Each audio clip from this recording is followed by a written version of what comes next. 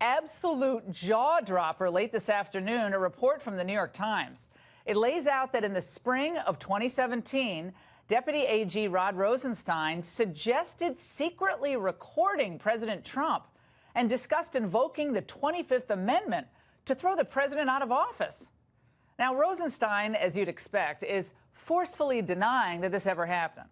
Separately, a Fox News source said to be in the same room as this conversation is claiming that Rosenstein's comments were just sarcastic. They weren't serious. Does anyone believe that tonight? Washington Post is also reporting that. But let's take a trip, shall we, down Rosenstein memory lane. Now, this is the same guy who responded like this to demands from Congress to produce documents in that Russia probe. The Department of Justice is not going to be extorted. We're going to do what's required by the rule of law. Oh, so congressional oversight and demands for accountability and transparency are extortion? That somehow runs counter to the rule of law? Got it, Rod. Well, his apparent contempt for oversight and lawmakers doesn't stop there. Here he is in front of the House Judiciary Committee just a few months ago. I am the Deputy Attorney General of the United States. Okay? I'm not the person doing the redacting. I'm responsible for responding to your concerns as I have. Did you read the FISA application before you signed it? I'm not going to comment about any FISA application. So you won't say to this committee whether or not you even read the document you signed that authorized spying on people associated with the Trump campaign? Well, I love the trailing off there. It's perfect for a Friday night. And let's not forget that Rosenstein even threatened to subpoena emails, phone records, and other documents from lawmakers and staff on the House Intel Committee, and he did that earlier this year. Now, let's be clear. If the New York Times reporting is accurate, the president tonight should seriously consider whether Rod Rosenstein should remain on the job. The White House should be devoting every resource it can to determining the veracity of this report. We just cannot have this plotting at the highest levels of the Justice Department against the chief executive of this executive branch. Joining us now for reaction is former Trump campaign manager Corey Lewandowski, Lee Smith from Real Clear Investigations, and former U.S. Attorney Kendall Coffey. Let's go right to you, Lee. You have been covering Rod Rosenstein for, I guess a year and a half now, since he initially got this job as Deputy Attorney General. Tonight, I just want to play for you. This is a short montage of a variety of pundits claiming, per the Washington Post, that this conversation about wearing a wire, getting other people to wear a wire, this is all just a joke. Let's watch. If the words were said, it seems more likely they were said in some sort of sarcastic or exasperated way, rather than as a serious plan to actually wire up and go in and do this. This does not give any grounds, and I really mean this, any grounds at all in terms of any action of Rosenstein that justifies firing him. It makes sense to me that maybe he could have made a crack about this. Lee. Yeah, I mean, I think it's important to see the Rosenstein story, the story about Rosenstein in the Times and in the Post. These are both part of the declassification issue. They need to be seen in the context of a week's How so? worth of... Explain that. Okay, we've seen since Monday when the president said he was going to declassify documents. Over the last week, the New York Times, ABC News, a number of publications have had stories trying to block the declassification. They've been sourced to former and current U.S. officials. I see this as part of the same thing. The Times story is apparently sourced to Andy McCabe. He says he didn't talk. He said his people are saying they didn't talk to the Times on that. The lawyer statement looks to me like a non-denial denial on Twitter. I think what it looks like is that McCabe or someone close to McCabe is threatening Rosenstein, saying, hey, I've got a lot of dirty stuff on you as well. If these things aren't declassified, you're going down with me. Unbeknownst to Andrew McCabe, it appears, according to my sources, that sometime between last night and this morning, Rod Rosenstein went in and talked to President Trump and convinced him to hold off on declassifying the documents, kick them instead over to the Inspector General. What is that going to do? The Inspector General, how does that help the president? Exactly. It does not help the president. The purpose was to delay. But it was Rosenstein, apparently, who convinced Trump to do it. unbeknownst to McCabe, the wrathful McCabe had no idea. Presumably, the Times story was in the works for several days. The story drops a couple of hours after Trump tweets that the documents are going to go to the IG, and you can imagine Rosenstein's horror. McCabe has blown this beautiful plan I had to get us both in the clear. I think that's what happened. Rosenstein's effort to cover up, again, the Post story appears sourced to him, and the idea is we have to cover this up. I was telling a joke. Of course I wouldn't do such a thing. Andy McCabe didn't get my joke. This is what I understand. If it's a joke, he and Corey, you can chime in here.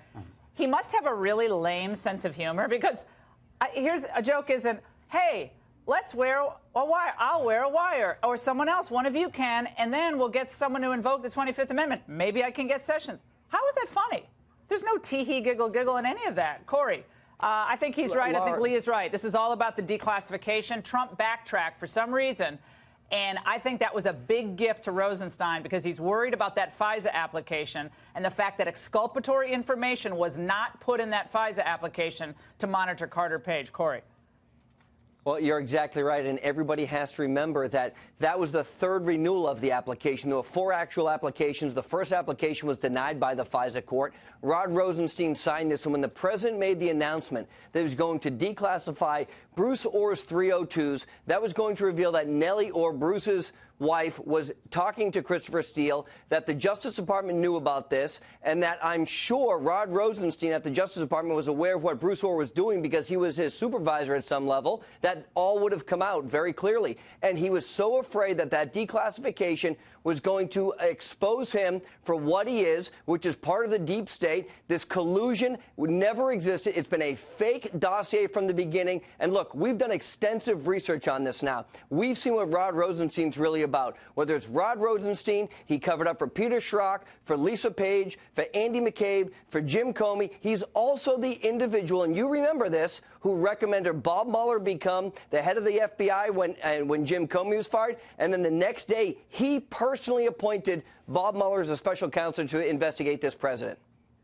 Tonight, the president briefly referenced this issue with the secret recording. Let's watch.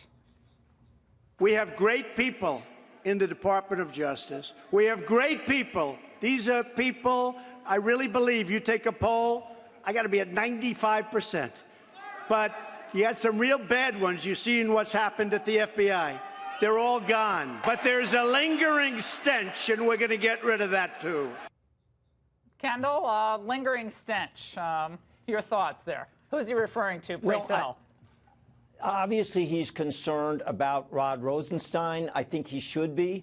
I don't think we can make the New York Times the judge and jury of Rosenstein's fate. But what the challenge is to find a very accelerated framework for getting to the bottom of this. And I don't think the president needs to, for example, ask the Justice Department to investigate itself. I think he has the power and perhaps should go ahead and put together an investigative mechanism, perhaps relying in part on the White House counsel's office, so that they can get access, redacted, blacked out in certain places or not, to whatever these McCabe memos are. And at some point, to bring Rod Rosenstein into the office, look him in the eye, as the president has famously done, a lot of hired and fired people, looked in the eye, and see if he can get an adequate explanation for this. Because if it's true, if the way it's being presented in the New York Times is true, it's something very, very troubling that can't be continuing. Well, apparently, according to the report, I'm going to read some of it. I think it's important that I read some of the New York Times reporting. But apparently, the gist of it is Rosenstein was really ticked off that even though he wrote that memo justifying the firing of Comey, giving a justification for the firing of Comey, he was mad that then the president relied on it when he was asked about it. So he both wrote it, I guess that's a suggestion of the president, or the request of the president. Then he was mad that the president relied on it, and that just torqued him off to no end. This is the New York Times reporting. I want all three of you to listen to this. Rosenstein raised the idea of wearing a recording device, or wire, as he put it, to secretly tape the president when he visited the White House. One participant asked whether Rosenstein was serious, and he replied animatedly that he was. Now, it goes on to say, it is not clear how determined he was about seeing them through, though he did tell McCabe that he might be able to persuade Attorney General Jeff Sessions and John Kelly, about the 25th Amendment, then Secretary of Homeland Security and now the White House Chief of Staff, to mount an effort to invoke the 25th. And third point, according to others who described his comments, Rosenstein not only confirmed that he was serious about the idea, but also followed up by suggesting that other FBI officials who were interviewing to be the Bureau's director could also secretly record Trump.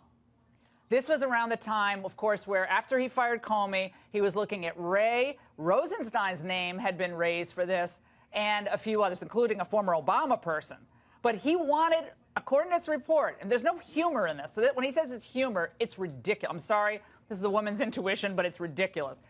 No humor in this. Now, Lee, I want to play this for you because the Democrats tonight are saying this is just the pretext Trump needs to fire Rosenstein. This is what Leon Panetta said tonight. He's got to think very carefully about the implications of taking action here, because if he does this, it raises concerns about the Mueller investigation. It raises concerns about the possibility of obstruction. Okay. Why would it be obstruction of justice? The Mueller investigation goes on. I mean, I think the whole thing has it exactly opposite. I mean, it was Rosenstein who appointed him. I think the interesting thing and revelatory thing about these two stories is it exposes a lot of people, a lot of wrongdoers at the FBI and DOJ. They're turning on each other like rats. I hope that the president sees that before he makes any decisions. And I'll say that I think the important thing, the really vital thing, is declassifying these documents so that we can all understand what the bad guys at the DOJ and the FBI were doing, as these two articles give some sort of indication of. There's more in those documents we can be sure of. We'd like to see them. And, Corey, it is true, is it not, that the president can reverse his reversal at any moment. Now, kicking it over to the Inspector General, which, again, has no subpoena power. I mean, Horowitz is a good guy, but this is not going to get us anywhere. He can reverse his decision at any moment, because right now, it seems to me that the Bruce Orr 302s, those are the interview memos that he wrote, the FISA applications and other text messages are critical to be released unredacted, except for any sources and methods, which there apparently aren't any. But, Corey, the president has that ability to do that. He has to override Rosenstein to do it. Well, that's right. But you have to remember, Laura, when he said he was going to redact, it was only certain pages of that FISA application. So there's no concern from a national security perspective. I think it was pages 10 through 12 and then 14 other pages there. So it wasn't the entire application. So that's perfectly fine. But you also have to remember, Andrew McCabe has been referred by the IG for a criminal referral. That referral is sitting at the Department of Justice. My guess is Rod Rosenstein is the one who's deciding whether or not Andrew McCabe is going to be prosecuted for lying under oath to the FBI on 3 separate occasions, particularly when he was the acting director of the FBI after Jim Comey was fired. So, look, these guys ran this tight little cabal that they never thought anyone was ever going to get caught, between Jim Comey, Andrew McCabe, Peter Strzok, Lisa Page, Bruce Orr, Rod Rosenstein. These guys did things. And then you throw in Clapper and Brennan, and you've got the making of a story that nobody could actually believe, that these 9 or 10 individuals have tried from day one to take down a duly elected president. Not only they're a deep state, they're an enemy of the people. Kendall, your reaction to this has just been such a wild day of news, both on Kavanaugh, which we're going to get to in a moment, and on this story. But I don't see how this continues with this white-hot tension between the president and the Justice Department. Not about even Mueller at this point. This is just about the running of the department and just basic decisions about redacting documents or not redacting them, classifying or declassifying. I know it's related to Mueller, but I don't see how it's a sustainable situation with Rosenstein. And I know other people would say also with Sessions, but with Rosenstein, I think it's a bad relationship. Yeah, it's got to be incredibly uncomfortable and increasingly less productive for the Department of Justice. But I still think there needs to be a thoughtful, very, very fast inquiry. It doesn't have to be formally structured, but the president needs to get to the bottom of this. We can't rely on newspaper stories in terms of making judgments about one of the most powerful positions in the United States government. But on the other hand, precisely because the Deputy Attorney General's position is so powerful. This needs to be resolved, as you say, and resolved quickly. All right, gentlemen, thank you so much.